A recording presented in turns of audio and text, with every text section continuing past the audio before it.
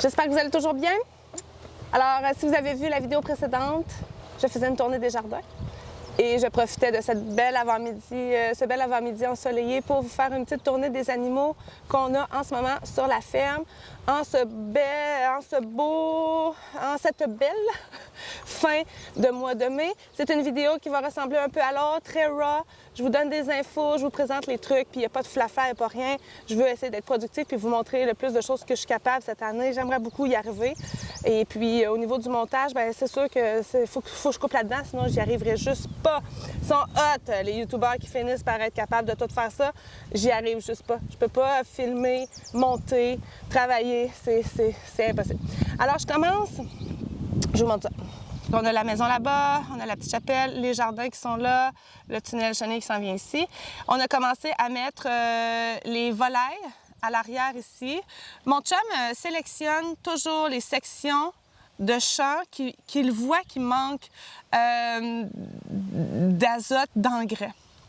La volaille est un animal qui est formidable pour cet apport-là de nutriments pour le sol. On voit la différence, c'est quand même assez rapide. Les poules pondeuses sont là-bas. OK, je vais aller vous les montrer. Et on a commencé la cage en faisant le tour comme ça ici. Et vous voyez déjà, l'herbe est déjà magnifique. Tout est repoussé super bien. Fait que les poules vont picosser les insectes dans le sol. Ils mangent un petit peu d'herbe aussi, mais ils aiment plus les insectes. On leur donne une petite portion de nourriture aussi. Puis elles vont faire leurs besoins à même la cage. Puis à tous les jours, on avance la cage. Fait qu'on engraisse une petite parcelle à la fois. C'est un long processus, mais ça fonctionne quand même super bien. Dans quelques semaines, ce sont les vaches qui vont s'en venir ici. Fait qu'on fait une rotation comme ça des animaux qui se partagent le pâturage. Ici, c'est nos petites poulettes qui étaient... Là, ils sont très nerveuses, là. Et je sais pas ce qui est arrivé.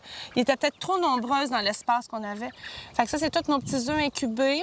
On en a eu 16 sur 30. C'est ça, là. J'aurais aimé un petit peu plus, là. Je trouve pas que le pourcentage est super formidable. Mais voilà, elles sont magnifiques. Elles sont toutes colorées. Très, très privilégiée d'avoir ces belles petites poulettes-là. On espère... Dorothée a sexé les poussins après une journée, puis elle pense qu'il y a 3 mâles pour 13 femelles. Donc, c'est à suivre pour ça. On va voir qu'est-ce qu'il y en est. Puis, je vais vous amener voir les poules pondeuses là-bas. On a décidé de ne pas avoir de coq à chair pour le printemps, début été, parce que c'est comme ça. C'est parce qu'on est capable d'avoir des petits poussins pour l'automne, puis on préfère... Il y a des fois qu'on préfère les faire à l'automne parce qu'on ne les mettra pas en chicken tractor à l'extérieur. On va les faire à l'intérieur, dans l'étable. Puis nous, on récupère tout le fumier et on le fait composter, puis on l'utilise pour les jardins. Fait que c'est comme on fait des choix. Les poules en été ou les coqs à chair en été, on les utilise directement au champ.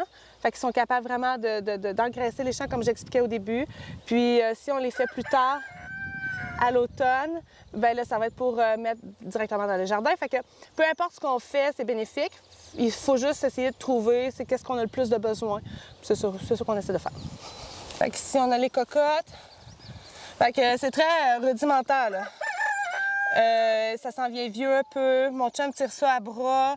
Quand il est absent, on prend le 4 roues. On est capable d'accrocher le 4 roues après le chicken tractor. On a la gang qui est là. Mais tu veux pas? Hein? La petite porte ici si on a besoin. Puis on a les tôles ici qui se lèvent super facilement. Ça se lève tout facilement. En tout cas, bref, je voulais vous montrer. Mais... y a-t-il des petits cocos? On avait des problèmes d'œufs souvent cassés ou plein de marde. Mais là, on a trouvé, mon chum a essayé de limiter l'espace. Ça suffit! Qu'est-ce qui se passe? Fait que c'est ça qui est pour les volailles. Fait qu'il va les promener ici, là, Tranquillement, pas vite. Milo, on stresse pas les poules. Nita, Milo. Milo, c'est mon fidèle compagnon. Fait que pour la suite, je vais vous amener voir les bovins. Les bovins ont été mis au pâturage là, il n'y a pas si longtemps. Ils sont très contentes d'être au pâturage. Puis on avait une maman qui a eu un petit l'année passée. Et là, on a toujours... Là, on n'est pas une grosse ferme, hein? Fait qu'à un moment donné, selon les installations qu'on a, il y a des trucs qui peuvent avoir l'air très banals pour plusieurs personnes. Puis pour nous, c'est super compliqué à gérer. Mais séparer un veau de sa mère pour qu'il arrête de boire, des fois, c'est compliqué. Pourquoi qu'il faudrait qu'il arrête de boire? Bien, parce que là, le veau est rendu à 10 mois. Tu sais, à un moment donné, c'est ça. On veut pas faire du bœuf de lait, là. Ça fait une viande très grasse, puis c'est moins... On est plus perdant aussi, là. Fait que là, on a attaqué le fait qu'il fallait absolument les séparer. Donc, ce qu'on a choisi de faire, c'est qu'il nous restait du foin encore. Et Dominique a laissé le veau, bien le bébé, là, le veau, appelez-le comme vous voulez, chou-fleur. Il l'a laissé dans l'enclos fixe. Fait qu'elle a un abri, elle a de la bouffe, elle a de l'eau, mais il faut lui donner son foin. Puis on a tassé les autres. Ça a été très compliqué, mais ça a fini par fonctionner. Fait que vous voyez ici les décombres. Bien, je pense qu'il avait peur. Bien honnêtement, là, une vache, c'est très fort. Il avait fait une grande barricade pour pouvoir la sortir et elle a tout défoncé. Elle a sauté par-dessus des clôtures sans même s'accrocher les pattes dedans. Fait que, tu sais, quand une vache, surtout un veau qui veut sa mère, c'est quand même assez puissant. Alors, on a la belle chou-fleur qui est là. Et là, on essaie juste... ça ici, ça va tout être bien ramassé, là, c'est les résidus. On essaie de nettoyer. Et bien sûr, mon chum, là.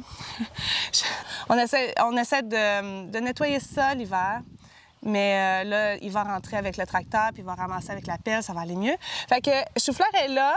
Puis, on a la gang, ils sont déjà rendus à leur deuxième pâturage et ils sont changés, ils sont déplacés là, ce soir même.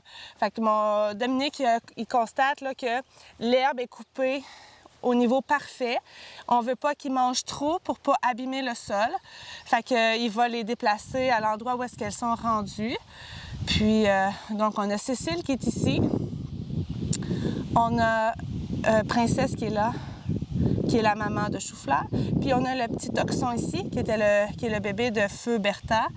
Et fait que tout le monde chill bien au soleil. Ils ont un bel arbre pour avoir de l'ombre. Ils ont de l'eau ici, leur petit bloc de minéraux. Tout le monde s'amuse bien.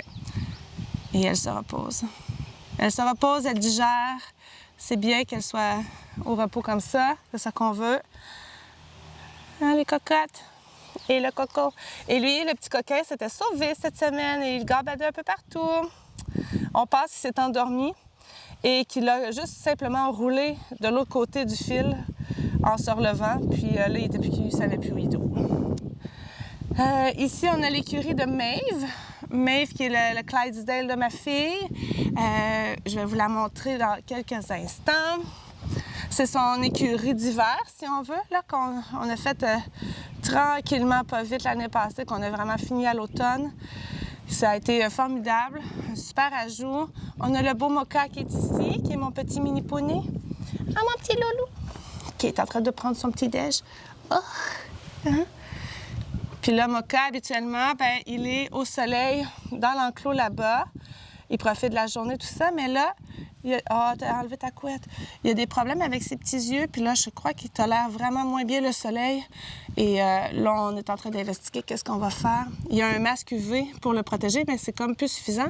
Puis il faut pas qu'il ait sa couette dans ses yeux. Fait que j'y accroche avec des élastiques. Mais là, il l'a défait. Ah, mon chéri. Moi, j'adore les nez comme ça. J'aime ça, là. Hein? Est-ce que c'est ton ami, Milo? Je suis pas sûre, hein? Je suis pas sûre. Avec notre beau petit Mocha. C'était un box qu'on avait construit pour le cheval à Juliette. Puis finalement, on l'utilise pour plein de trucs. C'était beaucoup trop petit. On avait comme visualiser trop petit. Ça peut faire pour dépanner, mais là, regardez, pour l'été, c'est parfait pour petit Mocha. Le temps qu'on lui trouve une solution pour le mettre plus à l'ombre. Je vous amène ici la petite nouveauté cette semaine. On avait mal fait nos calculs l'année passée. Je pensais qu'on avait fait assez de... Mon chum pensait qu'on avait fait assez de porc, mais non. Alors, cette année, il a fallu qu'on remédie à ça. Alors, on a acheté 2 petits porcelets qu'on va élever toute la saison. Et là, ils sont très fatigués de leur vie de porcelet. Dorothée passe ses journées à venir s'occuper d'eux autres. Fait que je pense qu'ils sont juste brûlés. Fait que ça, c'est la petite nouveauté ces temps-ci. Puis, on a notre beau Bertrand qui est ici. Il fait full pitié, là. Il est tout seul, mais on l'a rescapé d'un endroit. Oui, je sais. Oui. Hein, Bertrand? Fait qu'on l'a rescapé d'un endroit là, qu'il n'en voulait plus. Et là, on peut pas le mettre avec les autres. Fait que là, ici, c'est comme la volière qu'on avait construite à l'automne dernier. Les poules sont là pendant l'hiver. Il y a la cage du lapin aussi qui est là. Puis on s'était dit, bien, Bertrand, il va cohabiter avec tout le monde. Fait qu'on a une place pour ramasser les cacas. Puis on trouvait ça bien. On a les chats. Ah, ben oui. Ça, c'est un grand mystère, là. OK, je vais laisser son intimité. Les chats ont litière dans l'étable parce qu'on essaie toujours de les motiver à faire dans la litière au lieu d'aller dans les jardins puis partout. Quand on est bien chanceux, là, ils vont directement dans le tas de fumier. C'est formidable. J'ai jamais vu des chats faire ça. Mais ils aiment quand même les jardins. Ça, c'est un peu problématique. C'est pas très le fun. Ils déterrent des affaires, puis des fois, nous, on travaille dans les jardins. Puis là, on a les 2 mains dedans. C'est assez dégueulasse. Fait que il y a ça que je trouve un peu plate. Mais bon, on n'a pas vu le bébé chat, par exemple. Cette année, grosse histoire au niveau des chats. Donc, on a 2 chattes, dont une qui est la fille de l'autre, mais de voilà 2 portées. Et on pensait que les 2 étaient gestantes. Bien, ils finissent toujours par être gestantes. C'est des chats de ferme. Il y a un matou qui circule d'une autre ferme puis qui vient faire une tournée une fois de temps en temps. Et il y a eu des bébés. Après ça, les bébés se sont mis à disparaître un à la fois. Attendez. En 12 heures, il manquait un bébé. Un autre 12 heures, il manquait un autre bébé. Bref. Les filles ont fini par en retrouver 2, dont un décédé, puis une autre qui a taffé, qu'on ne sait pas ce qui est arrivé. Et là, elle se cache souvent ici. Et elle va aller trouver domicile chez ma grande fille là, qui est en appartement. C'est vraiment le fun, on est super contents. Elle est absolument adorable. Bref, si je la trouve, je vais vous la filmer puis je vais vous la montrer. Pas vous faire perdre du temps. Mais c'est des histoires de chats de ferme, fait que c'est la vie. Puis les chats, il y a plein de monde qui se demande, mais là, ils vivent dehors. Oui, ils vivent dehors. Ils ont accès à... Est-ce que tu trouves le bébé chaton? Trouve-le. Si toi, t'es bonne, tu sais tout à son... Et ils ont accès à des lampes chauffantes, du foin en quantité industrielle. Du foin, c'est full isolant, là. Ils se cachent là-dedans, puis ils sont super bien. Nourriture à volonté, nourriture vivante à volonté aussi. Et ils vivent leur best life, là. Je sais pas si vous voyez. Ici, là, il y a 3 cabanes à hirondelles. On a déjà une hirondelle qui monte la garde juste en haut ici.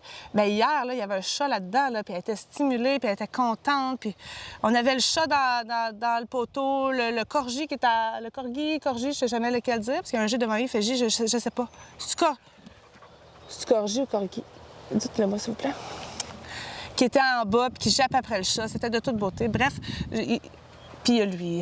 Puis donc, tout le monde était dans son état naturel, puis je trouve ça le fun. Là. Fait que les chats sont très, très loin de manquer de quoi que ce soit. Puis on a la belle Maeve.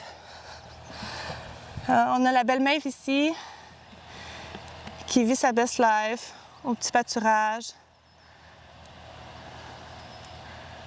Et elle s'ennuie de Mocha parce que Mocha, lui, il vient ici d'habitude. On ne les met pas ensemble parce que Mocha est étalon. Donc, il pourrait, oui, même si elle est très grande, semblerait-il qu'il pourrait arriver des petits moments d'écart où est-ce que Mocha pourrait être tenté de se reproduire avec la belle Maeve. Et ce que ça pourrait faire, ce serait des bébés trop petits.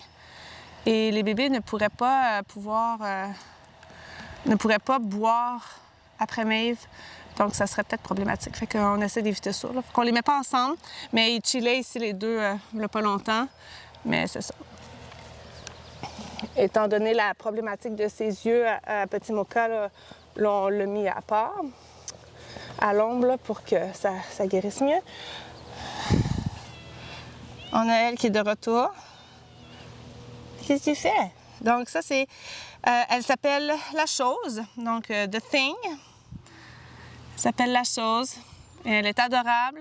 C'était un chat d'appartement qui était complètement disjoncté. Donc, elle détruisait tout. Ça marchait pas partout. Puis, ma fille l'a amenée ici. Et elle vit vraiment sa best life. C'est une super Milo. C'est une super chasseuse. Oh, puis là, Dodo, elle l'a emmenée. Bon. Puis ça, c'est sa fille de l'année passée, Yuki. Et ça, c'est le petit bébé. C'est le petit bébé de cette année. Hein? C'est la petite, comment on l'appelle, la survivante? Oh! Oh! Vous voyez? Fait que là, elle, c'est Bella, qui s'en va dans un appartement. Bien hâte de voir qu'est-ce que ça va donner. Au moins, elle a la possibilité de revenir. Eh bien, elle sort de plus en plus, là, hein? Elle a commencé à plus explorer.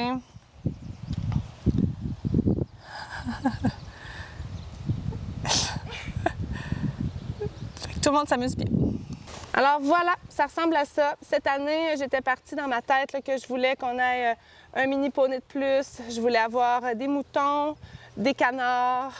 Et puis, on s'est comme ramené à l'ordre que malgré qu'on aime beaucoup tout ça, il faut downsizer un petit peu parce qu'on a beaucoup de temps à mettre sur d'autres choses. Fait que ça, je le rappelle. Ah, il y a ton lapin. J'ai oublié de montrer ton lapin. Attends, on va aller montrer le lapin. Fait que je le rappelle, c'est vraiment important. Il n'y a rien de fixé dans le béton. Puis il faut se questionner souvent. Il faut replacer nos idées, puis replacer surtout nos priorités. Puis c'est pas parce qu'on le fait pendant un certain temps qu'on est toujours obligé de le faire. Fait que c'est bien de mettre certains projets. Je mentionne souvent l'exemple qu'on faisait du lapin à chair quand les filles étaient plus jeunes. Puis à un moment donné, la dernière portée là, de l'automne, les bébés toutes les foies étaient tachées, tout ne marchait pas. Puis on s'était dit, ah, c'est beaucoup de travail. Fait qu'on avait comme arrêté, parce que Dominique m'a dit, bien, on a juste à arrêter, puis on recommencera quand on aura le goût, tu sais. C'est pas grave, là. Fait que, il avait bien raison. Fait que, il faut vraiment prendre chacune des saisons à la fois, puis voir où est-ce qu'on en est, où est-ce qu'on a du temps à mettre, qu'est-ce qu'on a le goût de faire, qu'est-ce qu'on a besoin, puis après ça, on s'enligne, puis on vit une belle vie. Fait que là, Dorothée, elle a son lapin ici. Il y a comme un grand enclos, puis il sort jamais, hein? C'est rare, hein? Puis il y a sa petite cabane à l'intérieur. Il y a sa petite eau fraîche ici. Fait que là, Dorothée, tu le laisses là jusqu'à quand, toi, mettons? Comment ça marche? Jusqu'à temps que je vois qu'il mange plus son herbe. Ou jusqu'à temps que je vois que l'herbe soit assez courte. Ouais. Puis ça prend combien de temps à peu près avant qu'il mange un enclos comme ça? À 2, il mangeait en une semaine. 2? Quand il était 2? Il mangeait en une semaine. Puis là, c'est un petit peu plus long que... Super. Fait que t'aimes beaucoup ça, hein, les lapins? Ouais.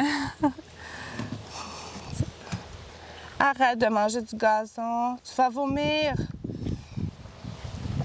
Fait que voilà, c'était la petite tournée des animaux de la ferme. Je vous referai peut-être une petite vidéo au courant de la saison, voir l'évolution des petits cochons. Je vais essayer de vous montrer comment on installe les cochons à l'extérieur. On a préféré les mettre à l'intérieur parce qu'il y avait encore des nuits super froides. Puis les animaux, c'est ça, surtout quand ils sont bébés, là, le gros froid ou l'humidité, c'est moins bon. Fait qu'on a préféré attendre. De toute façon, on était trop serrés dans le temps pour bien les installer à l'extérieur. Mais on va faire ça sous peu. Fait que j'aimerais bien vous le présenter, si ça vous tente. Je vous remercie d'avoir été là. Merci encore à tous mes membres Patreon. J'ai oublié de le dire dans la vidéo précédente. Sans vous, c'est ça, il me manquerait ce petit coup de pied au derrière pour pouvoir vous présenter ça puis réussir à aider plein de gens. Fait que je vous remercie sincèrement. Puis je vous souhaite de passer un super bel été. Bref, à bientôt. Bye!